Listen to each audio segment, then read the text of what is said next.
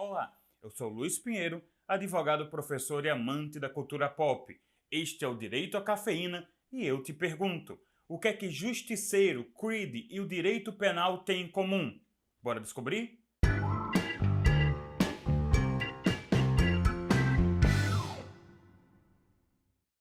Old Boy, Rambo, Django, Kill Bill, a cultura pop está cheia de histórias de vingança. E agora, no mês de janeiro de 2019, duas novas histórias vêm se somar a esse time. No Netflix, nós temos a segunda temporada de Justiceiro, onde nós vamos dar continuidade à história de Frank Castle, que tem a sua família assassinada por criminosos e decide limpar a criminalidade de Nova York. No cinema, temos Creed 2, onde o filho do Apollo Creed, o Adonis Creed, vai se vingar da morte do pai, lutando contra o filho do Ivan Drago. Provavelmente quem é mais velho vai lembrar que o Drago matou o Apollo Creed lá em Rocky 4. Então agora é a hora do acerto de contas. A gente pode perceber, portanto, que são muitas e muitas histórias de vingança, é um tema muito recorrente, é um tema que nos desperta muito interesse, porque a vingança ela remonta desde o início da civilização, desde o início do próprio direito. Hoje, o direito penal ele é encarado como protetivo. Nós entendemos que ele faz a proteção dos bens jurídicos.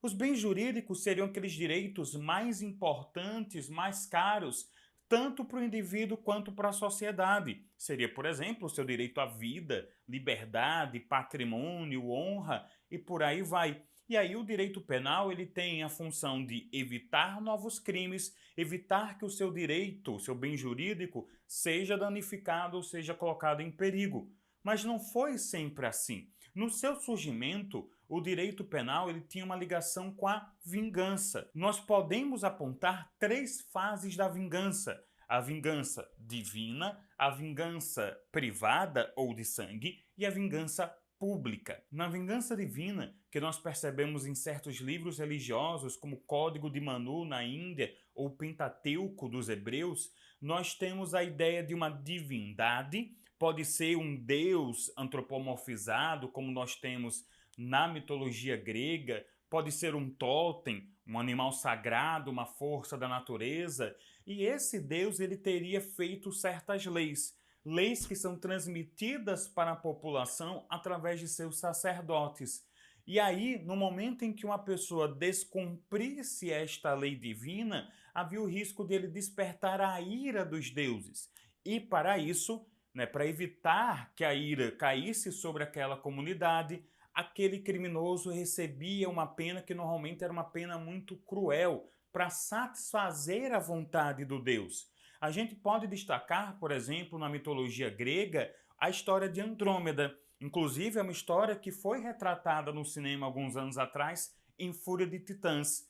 No filme, que muda um pouquinho a história mitológica, nós temos os pais da Andrômeda dizendo que a beleza da filha é maior que a de Afrodite. Só que é um pequeno problema. Os deuses gregos eram estupidamente egoístas, estupidamente inseguros, mimados praticamente. E aí eles decidem punir aquela família, dizendo o seguinte: ou vocês colocam a sua filha para ser devorada por um monstro marinho, o Kraken, ou nós vamos destruir essa cidade. Essa era a ideia. Nós temos uma pessoa pagando para que a sociedade inteira não pagasse. Em segundo lugar, nós temos a vingança privada ou a vingança de sangue. Em vez de ser um sacerdote que aplicava a pena, nós temos agora as pessoas do povo. Nós temos a própria vítima ou seus parentes aplicando aquela penalidade. Só que começam a aparecer alguns problemas, porque havia um grande risco de escalada da violência.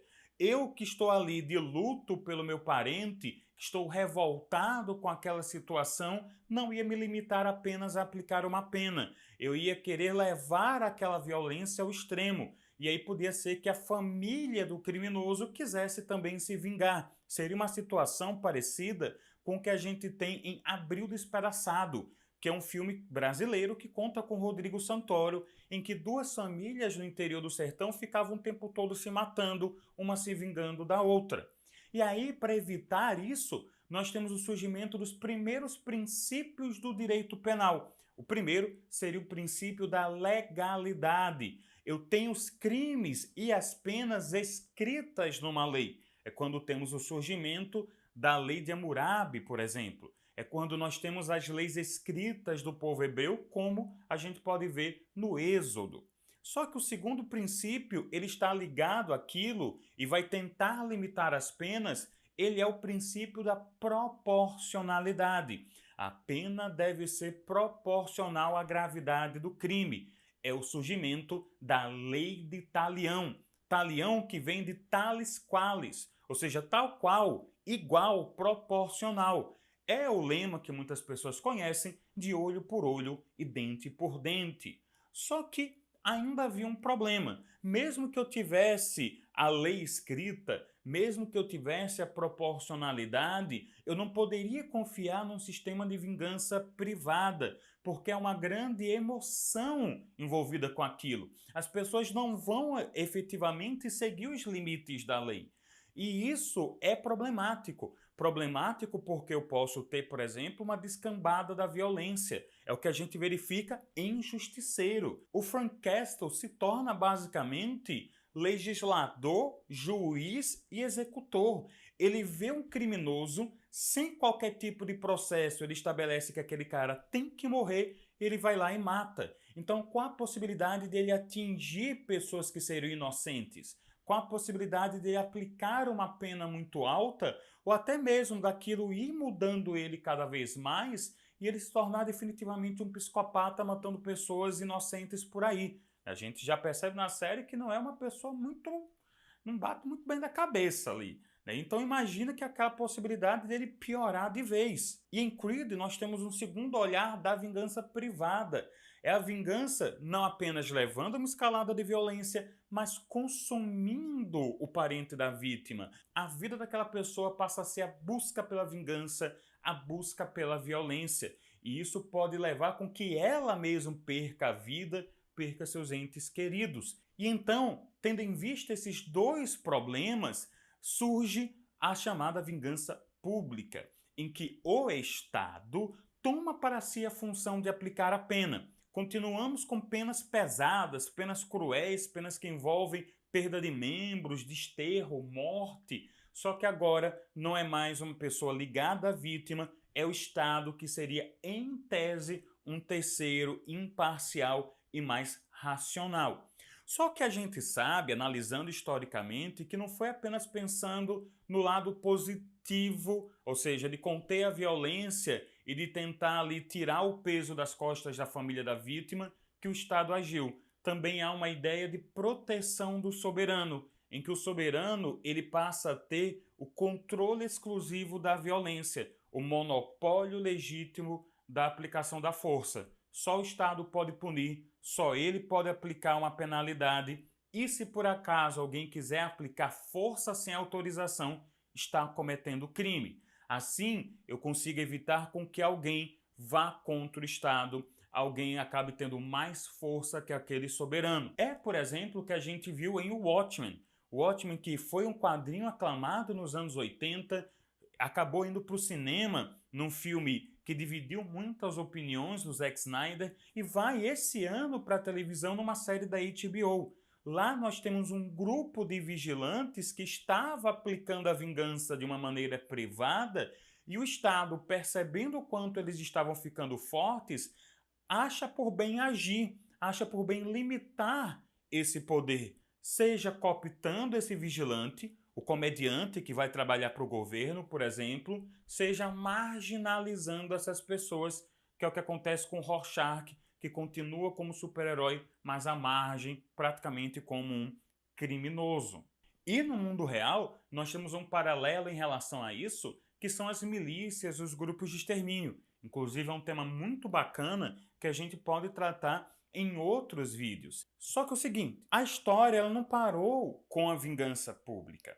Nós temos uma ideia, muitas vezes errada, de que a história ela sempre progride, é sempre um crescimento. mas muitas vezes ela é um retornar. Depois que o Império Romano acabou, nós temos ali a Idade Média, nós voltamos para a vingança privada. Tivemos também até um retorno para a vingança divina, em que nós tínhamos aplicação de penas pela Igreja, para que então a gente pudesse fazer todo esse caminho de novo, passássemos para a vingança pública novamente, lá por volta do século XVIII, na época do Iluminismo, começássemos a abandonar a ideia de vingança e nos concentrar na função atual do direito penal, que é a proteção de bens jurídicos, a proteção dos meus direitos e dos seus direitos. Então isso é importante.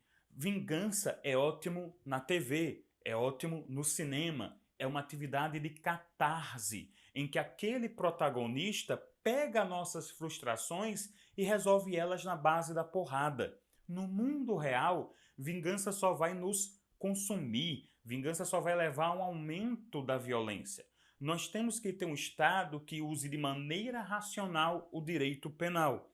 Ah, mas os crimes não estão sendo resolvidos, a gente tem cada vez mais mortos. Realmente, se você for olhar, por exemplo, os índices de violência no Brasil, nós temos mais de 60 mil mortos por ano. É uma taxa de homicídios de mais de 30 pessoas por 100 mil habitantes, o que é considerado uma pandemia de violência, índice de guerra civil.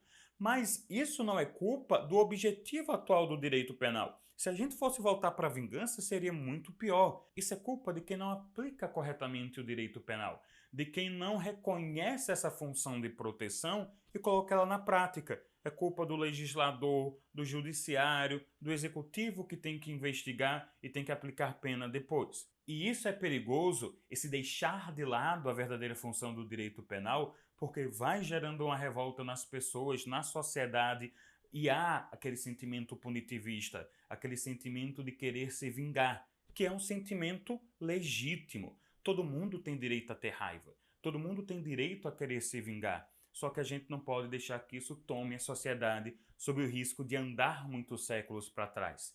Então, bora deixar a vingança no Creed, bora deixar a vingança no Justiceiro e tentar construir um direito penal mais funcional, mais eficiente e racional. Se você gostou desse tema e quiser se aprofundar, estamos deixando na descrição do vídeo links para alguns artigos e livros para que você possa estudar a história do direito penal. E se você gostou, deixe o seu like, compartilhe com os amigos, inscreva-se no canal se você ainda não é inscrito e deixe aqui nos comentários qual é a sua história de vingança favorita na cultura pop e alguma curiosidade a respeito da história do direito penal. Vamos dialogar, que esse é o grande objetivo aqui do Direito à Cafeína. Então, bom dia, boa tarde, boa noite e até mais!